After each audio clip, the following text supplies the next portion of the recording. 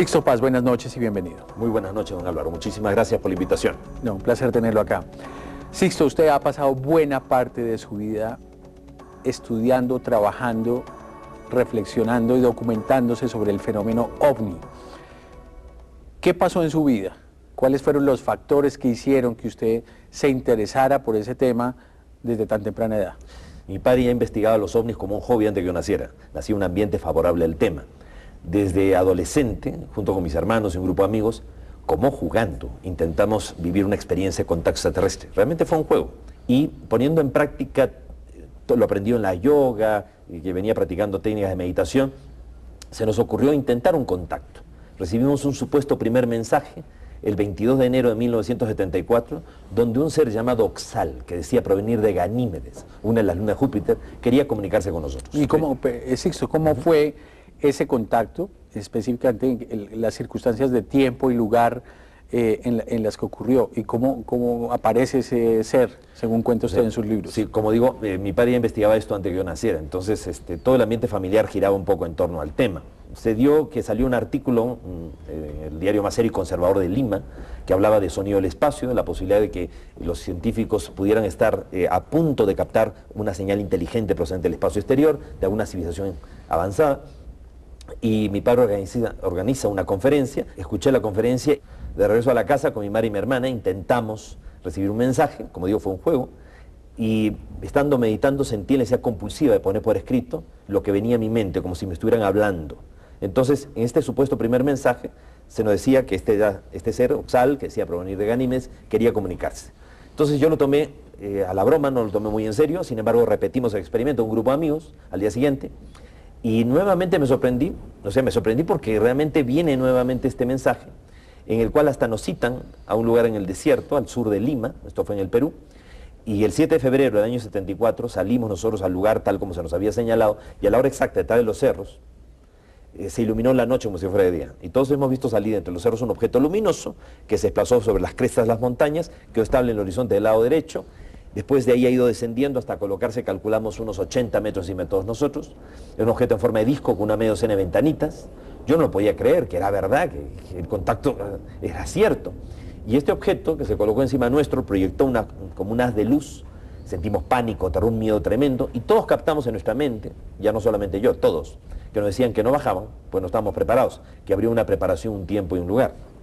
Entonces, al mes ya éramos 8 personas, entre chicas y muchachos, que podíamos recibir las mismas respuestas a las mismas preguntas, cada vez que nos reuníamos, meditábamos y canalizábamos estos supuestos mensajes. Quisiera saber por qué cree usted que un joven peruano común y corriente, un muchacho como cualquier otro, en uno de los países como un país en como lo nuestro, no tiene sentido alguno que tuviéramos. ¿Por qué ellos eligen a un joven peruano para, digamos, empezar ese contacto de una manera tan directa? Estos seres seleccionan a la gente con la que desean contactarse, pero no porque tal o cual persona sea mejor que el resto, sino porque ellos saben que a través de ciertas personas pueden llegar a un colectivo mucho más amplio. ¿De qué les serviría tener contacto con alguien muy importante, de un país del primer mundo, que de vivir la experiencia jamás lo va a contar a los demás, no se va a arriesgar al ridículo, al desprestigio? Nosotros no teníamos nada que perder contando nuestra experiencia. Y aparte, las relaciones se dieron a través de mi padre. O sea, mi papá, cuando supo de que habíamos tenido este primer avistamiento, este contacto, él no nos creyó, pero nos dio el beneficio de la duda. Entonces él, con gente de la Fuerza Aérea, nos acompañó en nuestros encuentros y él vio que el contacto era cierto. Él vio aparecer un objeto en forma de cilindro que calculó medía unos 150 metros de largo, ¿no? Entonces quedó fuertemente impactado, decía, no puede ser posible, ¿no? Tantos años investigando el tema OVNI y al final estos seres vienen a tener contacto con mis hijos y no conmigo. ¡Qué injusto! Sixto, después de esa primera experiencia de contacto, ¿cuántas veces ha tenido usted contacto con los extraterrestres? Pues yo los he visto a ellos unas 11 veces físicamente, a los tripulantes. Podríamos decir que la primera vez fue a los pocos meses de ese primer avistamiento. Fuimos citados nuevamente ahí al desierto. Entonces fuimos 7 personas, íbamos todos juntos en bloque. Iba conversando con un compañero al lado, le hago una pregunta y no me contesta. Entonces, como no lo vi, me sorprendí muchísimo de pronto de estar completamente solo, porque de pronto estaba solo y ya en el lugar al que debíamos llegar. Entonces, como yo no podía explicarme este extraño caso de teletransportación, lo primero que pensé fue en darme la vuelta y rezarme corriendo por donde nosotros habitualmente veníamos, buscar a los demás y que me explicaran qué había ocurrido. Entonces empiezo a correr y veo que detrás de una colina cercana había un resplandor de luz. Entonces pensé que eran los muchachos con sus linternas, Fui hacia allí, pasé del otro lado de la colina y a unos 100 metros de distancia, sobre el suelo, había una medialuna dorada de unos 10 metros de diámetro que pulsaba, como que latía. Entonces yo dije, ay, mi madre, ya bajaron los extraterrestres, estoy solito. Hasta ese momento todo era avistamientos en el aire, éramos en grupo, ¿no? Entonces yo estaba solo y eso estaba en el suelo. Dije, ya bajaron, estoy solo, ni hablar. Así que me di la vuelta y no lo pensé 2 veces. Me puse a correr para buscar el resto para que vieran esto. Entonces empiezo a correr y sentí la desagradable sensación de que me miraban, a tal punto que me detuve, giré sobre los talones y veo que del domo luminoso sale la silueta de una persona alta, un ser antropomorfo, humanoide, con el brazo levantado, y en mi mente con toda claridad capté que me decían, ven. Entonces mi reacción fue que se me doblaron las piernas, el corazón comenzó a latir agitadamente, comencé a sudar frío, quería gritar socorro, pero sabía que nadie me iba a escuchar. Hasta por 3 veces me insistieron que me acercara. En todo momento yo dije que no. Cuando ya vi que esa silueta se perdía en la luz, temiendo perder la experiencia, traté de obligarme a avanzar. Y cuando ya estuve muy cerca del domo este luminoso, que era como una media luna luminosa, algo me hizo levantar la vista al cielo y a unos 400, 500 metros de altura observé un objeto en forma de disco con luces blancas en la panza. Entonces dije, son 2 naves, una que está en el aire y otra que tengo delante mío. Entonces metí mi mano en la luz y la atravesé, no era sólido. Metí mi pierna, me introduje dentro de la luz y me arrepentí tarde de haberlo hecho. Sentí sensación de mareos, de náusea, de pérdida de peso, sentía que todo el cuerpo se me quemaba. La luz era tan intensa que me obligaba a cerrar los ojos, pero cuando ya pude ver, vi una persona parada delante mío, era como de 1,80 m, su rostro ligeramente más ancho que el nuestro, ojos marcadamente oblicuos, parecía un coreano, mongol, un oriental, pelo lacio que le caía detrás de los hombros, con textura robusta, se veía corpulento, con un traje abolsado, un color claro, un cinturón y unas botas. Y no estoy hablando de un chaparrito cabezón, estoy hablando de una persona que si estuviera entre nosotros parecería un turista extraño oriental, robusto, corpulento, y bueno, así fue como lo vi. Y entonces me dijo que no tuviera miedo, que esto que yo había atravesado era un Sendra, una puerta dimensional, que ellos a través de su tecnología y su poder psíquico son capaces de desmaterializar a una persona, anulando su cohesión molecular, parte de su peso atómico y proyectarlo a otro lugar. Según él, yo lo acompañaría a Morlen, a Ganímedes, a una de las 16 lunas de Júpiter. O sea, ibas a viajar con ellos. Así es, a 600 millones de kilómetros de distancia de la Tierra, y que el tiempo que yo viviría allí no correspondería al tiempo de acá. Yo en ese momento no estaba para creerle o no, pues si él lo dice vamos a ver qué pasa. Entonces casi por inercia lo he seguido. Y a los pocos pasos a través de la luz he aparecido en un lugar distinto a lo que era el desierto al sur de Lima. Al fondo de un valle entre montañas se podían ver grandes cúpulas, a manera de grandes domos o iglos. Esa era la ciudad de ellos. Era la ciudad de ellos. Y ocupando unas 15 a 18 veces el horizonte en relación a lo que nosotros veríamos al Sol, solo que 15 a 18 veces más grande, el planeta Júpiter. Entonces yo no lo podía creer. Realmente me parecía que estaba soñando, pero lo estaba viviendo conscientemente. Exactamente, ¿en dónde estabas? En una de las 16 lunas de Júpiter. O sea, Júpiter es el planeta más grande del sistema solar. Entonces, Oxal me decía que ellos han adaptado la vida de forma artificial en la luna de Júpiter, donde ellos tienen colonias mineras. Ellos han adaptado un microclima y una microatmósfera solo sobre sus ciudades, y sus ciudades se extienden mayormente en el subsuelo de las lunas. Como algún día nosotros nos instalaremos en la luna o en cualquier lugar donde nos convenga y nuestra tecnología nos lo permita. Oxal me decía que ellos tienen un gobierno. Oxal es el extraterrestre, el que hizo contacto la primera vez. Así es, y el que me iba acompañando a mí mientras, en este recorrido en este lugar, ¿no? Entonces él me decía que ellos, como tienen desarrollada la telepatía y la clarividencia, ellos no tienen elecciones democráticas, sino que ellos saben, porque pueden ver en ese cuerpo bioplasmático, cinturón electromagnético que envuelve a las personas, que nosotros le llamamos el aura, ¿no? Pueden ver el mayor nivel de evolución que una persona tiene. Entonces no hay futuro para la política entre ellos. O sea que las personas más evolucionadas son las que dirigen su comunidad. Vi que eran vegetarianos, no consumen ningún tipo de carnes. Vi que estas colonias de vida artificial en la luna de Júpiter, pues cómo se manejan, y él lo que me explicaba es que los seres humanos aquí de la Tierra somos el resultado de más de un experimento genético extraterrestre, que a lo largo de nuestra historia ha habido siembra de vida extraterrestre, ha habido hibridación y mestizaje, naufragios estelares, colonizaje y hasta deportación o exilio de extraterrestres a nuestro mundo, que si no tomamos en cuenta el eslabón extraterrestre, la historia de la humanidad no tiene ni pie ni cabeza. Y esto un poco como que se puede ver a través de todos los mitos y leyendas de los pueblos antiguos. Entonces yo calculo haber estado unos 4 o 5 días con ellos allá, pero cuando volví a través de la luz habían pasado escasos 15 minutos, el tiempo suficiente como para que el grupo llegara y me viera a mí salir de la luz. ¿No? Mis compañeros me decían, Sixto, ¿qué es salud? ¿Dónde estabas? Yo preferí no contarles los detalles porque ni yo mismo me creía lo que había vivido. A las 2 semanas, las 7 personas, todos juntos entramos a otro de estos Sendras y vivimos una experiencia similar. Sixto, lo que usted relata es fascinante. Viajar con los extraterrestres a Júpiter, encontrarse con ellos, tenerlos frente a frente, etcétera. Pero para muchos eso es difícil de creer. Naturalmente que Mucha sí. gente podría pensar que usted se lo está imaginando, que está loco o que está diciendo mentiras. ¿Usted cómo lo maneja?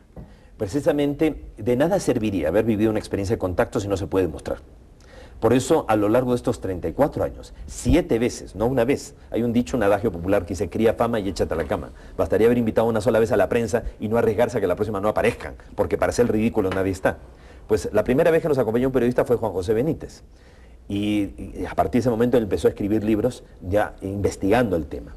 Pues la quinta vez que se invitó a la prensa, y dicen que no hay quinto malo, pues invitamos a la prensa y vinieron 40 periodistas de 8 países que estuvieron con nosotros y vieron, filmaron, fotografiaron la presencia del objeto tal como se había anunciado, pues con varios días de anticipación. Ahora, estos periodistas me dijeron, Sixto, por lo menos un documental de duración por lo menos de 1 hora a nivel mundial. Cuando ellos se emocionaron y llamaron por teléfono a sus canales del Hotel Sheraton de Lima, diciendo, lo tenemos, lo hemos filmado, cuando ellos llegaron a Miami se encontraron que la gerencia de ambos canales había recibido la visita de miembros del gobierno, recomendando, ¿cómo se enteraron? Recomendando que se tratara la noticia de la forma más discreta posible, que se les entregaran las filmaciones para revisarlas previamente, se las devolvieron recortadas y lo máximo que les permitieron fueron 3 minutos en un noticiero local. Entonces ellos posteriormente me llamaron a Lima, me dijeron, Sixto, si no hubiéramos vivido en carne propia la censura informativa, seguiríamos pensando que cuando se dice que hay toda una política de encubrimiento del fenómeno OVNI, es una suerte de paranoia que acompaña a los contactados, no simplemente se exagera para darle caché, darle importancia al tema. ¿Cuál es el interés de los gobiernos o de las autoridades en mantener esto oculto? Bueno, la primera razón es porque el primero que le eche mano a la tecnología extraterrestre, o sea, se hace del dominio y del control mundial. Eso, por un lado. Porque ellos desafían la ley de la física conocida por nosotros. Al lado de ellos, nuestra tecnología es como si fueran arcos y flechas delante de bombas nucleares. La segunda razón es porque para los militares les da lo mismo que sean extraterrestres o extranjeros. Del momento en que un objeto volador no identificado invade tu espacio aéreo sin que tú lo puedas evitar, es un problema de seguridad nacional. Entonces, de cara a los contribuyentes, está haciendo el ridículo, pues no puedes evitarlo. Si se demuestra que estos seres existen, se acabaría el gran negocio de la venta de armas, porque todos los países tendríamos que unirnos en torno a una sola gran nación frente a los visitantes. Mejor que nos encuentren unidos y no enfrentados. Desaparecen las fronteras, desaparece el gran negocio de la venta de armas, también desaparecería la deuda externa, porque no habría quien debiera que a quién si no hay fronteras. O sea, el choque cultural a nivel político, social, económico, religioso sería muy fuerte. Entonces los gobiernos suelen manejarlo a discreción, pero ya no se puede seguir ocultando más. Ya hoy por hoy hay gobiernos que ya comienzan a soltar parte de la información, o simplemente hay científicos, militares que exigen liberación de información. Entonces lo están dando a cuentagotas. ¿Por qué a ellos les interesa la Tierra? Es decir, siendo el universo tan grande, Precisamente, ¿por qué aparecen acá? Porque no todos los planetas tienen condiciones de vida como tienen el nuestro. Nuestro planeta tiene una gran biodiversidad. Y no por nada todos nuestros mitos y leyendas pues hablan de esa continua intervención extraterrestre. Hasta la Biblia nos habla de que Moisés sube a lo alto del monte Oreb en el Sinaí, ¿no?, en el libro del Éxodo, y tiene un encuentro cercano con la Shekinah, o sea, de día como una nube, de noche como una antorcha de fuego. Y dice el libro del Éxodo que debajo de la nube era un mar de bronce y vidrio. O sea que la nube escondía un objeto metálico que tenía ventanas. ¿Por qué la Biblia no dice que fue un platillo volador, una nave extraterrestre? Porque eran términos técnicos que no se manejaban en aquel entonces. Entonces, también la Biblia nos dice que Elías fue arrebatado por un carro de fuego delante de un testigo presencial, su discípulo Eliseo. O el caso de Ezequiel, que describe la gloria de Dios que desciende delante de él. Y la descripción llevó al doctor Joseph Blumrich, asesor de la NASA en diseño de naves espaciales, a diseñar cómo debió haber sido la nave que vio Ezequiel, una nave tipo modelo de comando de despegue vertical. Hasta en el Nuevo Testamento, en capítulo 2, versículo 9, el Evangelio de San Mateo dice que la estrella de Belén guió a los Reyes Magos y se detuvo sobre el lugar donde el niño había nacido. O ya no hacen las estrellas como antes, o no era una estrella, porque desde cuando una estrella puede ser vista indistintamente de día y de noche, y menos aún detenerse, lo cual supone que se mueve. Todo el material que usted conoce, de fotos, de videos, de grabaciones, ¿cuál le parece que es el más contundente y creíble en el tema OVNI? El problema es que la mayoría de los videos más espectaculares y realmente impresionantes son fraudulentos. Están hechos a propósito para desprestigiar, ridiculizar. El caso de la supuesta autopsia que pasaron por la televisión. O sea, nada que ver. 350 testigos que intervinieron en el caso Roswell, todos coincidían que eran seres de 1,20 m, con 4 dedos en cada mano y en cada pie. Y sin embargo nos muestran por la televisión un ser de 1,40 m con 6 dedos en cada mano y en cada pie. O sea, realmente la idea siempre es desprestigiar, ridiculizar. Entonces, más que los videos, muchas veces es el testimonio de quienes realmente fueron testigos de esto, ¿no? Aquí voy a compartirles a ustedes precisamente un video filmado en la isla de Pascua el 19 de mayo del año pasado, del año 2007, 11:50 de la mañana. Dime. Hazle un zoom ahí arriba, a ver si es un globo. No, es un... Cantidad de testigos, interactuando incluso con la torre de control. ¿Tú tienes visual alguna información con respecto a un objeto que está volando sobre el Rano Cabo? No tengo información. No sé si tú tienes visión, ¿alcanzas a verlo? Sí, ahora lo veo. Eso es un video contundente por la calidad de los testigos, en este caso militares, no estoy hablando de nosotros, de los militares, y porque se pudo corroborar, verificar y se pudo descartar todas las posibilidades. Entonces, hoy día, tratar después de 60 años de investigación del fenómeno OVNI, de demostrar que existen los extraterrestres, que el fenómeno OVNI es una realidad, pues verdaderamente es un poco como que uno se siente mal, ¿no?, de que no hayamos avanzado nada en 60 años, pero es porque existe toda una política de encubrimiento de información. El año 2006, por ejemplo, se enjuició al gobierno norteamericano para que se liberara toda la información considerada clasificada sobre el Apolo 11, que es patrimonio del mundo, ¿no?, el Apolo 11. ¿Y por qué gran parte de los audios, los videos, de los testimonios de los propios astronautas son materia clasificada? O sea, si no hay nada que esconder, ¿por qué materia clasificada? Sixto, ¿usted tiene información en el sentido de que los extraterrestres hayan intervenido en asuntos de la Tierra? A comienzos del siglo XX, en la bahía de Galípoli, en Turquía, durante la Primera Guerra Mundial, pues estaba el regimiento Norfolk británico, estaban más de 200, o sea, alrededor de 270 hombres, oficiales y soldados, estaban en las trincheras, a plena luz del día, suena el pito y los soldados tienen que salir a las trincheras y tienen que tratar de tomar la colina 60. Ahí detrás están los turcos armados hasta los dientes, va a ser una carnicería. Sin embargo, en ese momento aparece como una nube luminosa de un color verdoso que desciende sobre la colina, y hasta que el último hombre de esos 260 y tantos no entró dentro de la niebla se mantuvo allí. La niebla luego se eleva, se disipa, desaparece, y con ella desaparecen los 160 hombres. Entonces, terminada la Primera Guerra Mundial, los ingleses exigen a los turcos que le devuelvan a los heridos o prisioneros que hubieran quedado del primer cuarto del regimiento Norfolk británico. Y los turcos dicen, pero si nunca hemos peleado con esa gente. O sea, toda esa gente desapareció. En sus encuentros con ellos, por ejemplo, le han referido, digamos, temas que tenga presente la opinión pública mundial, que hayan ocurrido y en los cuales ellos eventualmente puedan haber intervenido. En el año 74, precisamente durante la experiencia del Centra, ellos me mostraron una especie como de pantalla de gas de un color verde brillante, una serie de fogonazos de color naranja, una serie de imágenes de lo que según ellos sería el futuro de la Tierra. Entonces ellos lo que me decían es que a partir de los años 90 en adelante se iba a producir un cambio drástico climático global. Eso está publicado en el libro de Benítez y en el primer libro también que publiqué yo, que se llama Los guías extraterrestres. Lo que ellos decían es que el cambio drástico climático global no es producto de la contaminación ambiental generada por el ser humano, por las emisiones de dióxido de carbono, ¿no?, los gases de efecto invernadero. Todo eso está acelerando el proceso, pero no lo causa. Según ellos, que la causa del cambio drástico climático global es una radiación extraordinaria procedente del centro de la galaxia, una especie de latido cósmico que procede del centro de nuestra galaxia, donde hay una especie de estrella masiva o sol central. Y esa radiación llega con mayor intensidad que nunca cada 26.000 años. Si no, ¿cómo explicar, por ejemplo, que hace 26.000 años los nuestros, los mamuts murieron congelados súbitamente y en aquel entonces no había una civilización humana capaz de provocar el efecto invernadero?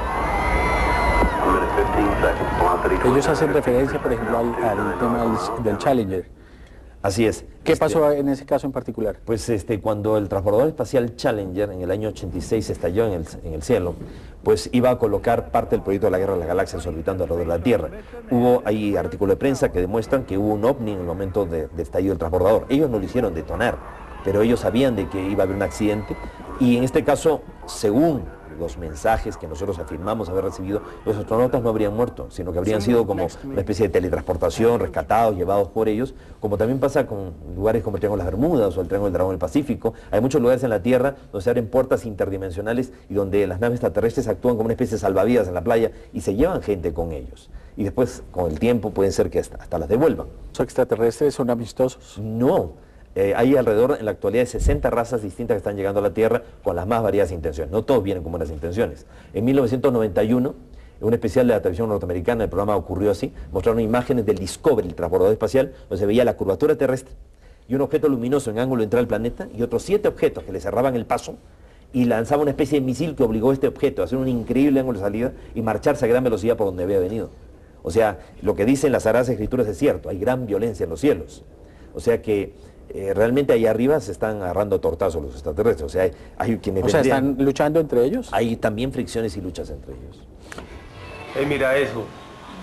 No. Mira eso. Ay, fue puta, se me perdió. Un ovni. No, yo no sé qué era eso.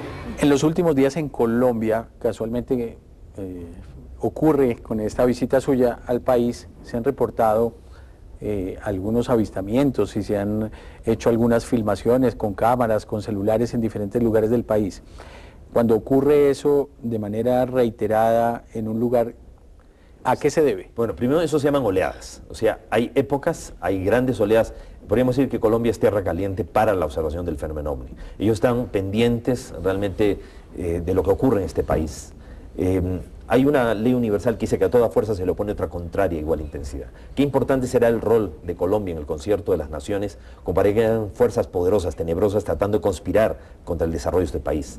O sea, la violencia y todo cuanto se ha generado en este país y todo, muestra realmente el esfuerzo de parte de ciertas fuerzas deseosas realmente de impedir el desarrollo y el que este país termine siendo un poco el gran faro de la oscuridad que guía a la humanidad. ¿Los extraterrestres quieren impedir la violencia en Colombia? Pues yo pienso que lo que los extraterrestres observan, y una especie de aventura antropológica, sociológica, para ellos es ver cómo un país como este, sujeto a terribles presiones y todo, es capaz de superar pruebas tan duras y tan grandes, ¿no? Entonces yo creo que hay un seguimiento por parte de ellos, porque saben que algo muy importante, extraordinario, se espera que ocurra aquí en Colombia en muy, muy poco tiempo. La posición de la Iglesia frente al tema OVNI, ¿cuál es?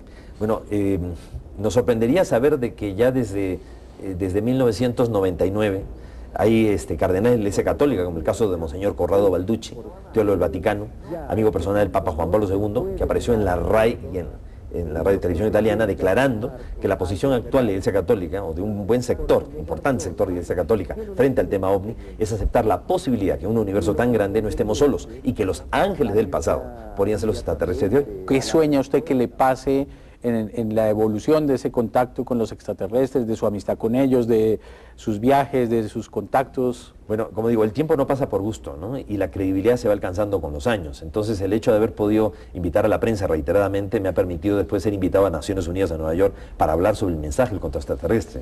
Me siento más que realizado con respecto a la experiencia, porque la experiencia ha evolucionado tanto que ha permitido realmente que no solamente se pueda corroborar, verificar, sino que hay un nivel de credibilidad, de seriedad, que nos permite hoy día llegar como jamás hubiéramos imaginado, ¿no? Como digo, a mí no me importa mucho que la gente me crea, a mí lo que me interesa es que la gente piense, que se dé el esfuerzo de pensar. Este señor habla tan rápido, sobre todo, ¿no? Queriendo decir tanto en tan poco tiempo, y dice tantas cosas con tanta convicción, que si fuese verdad, pues yo le digo que se den esa oportunidad de plantearse la posibilidad de que esto sea cierto e intentar realmente verificarlo por sí mismos. Y el contacto extraterrestre está mucho más accesible de lo que uno podría imaginarse. No es tan difícil. Saber que existe, creer que se puede y querer poder hacerlo.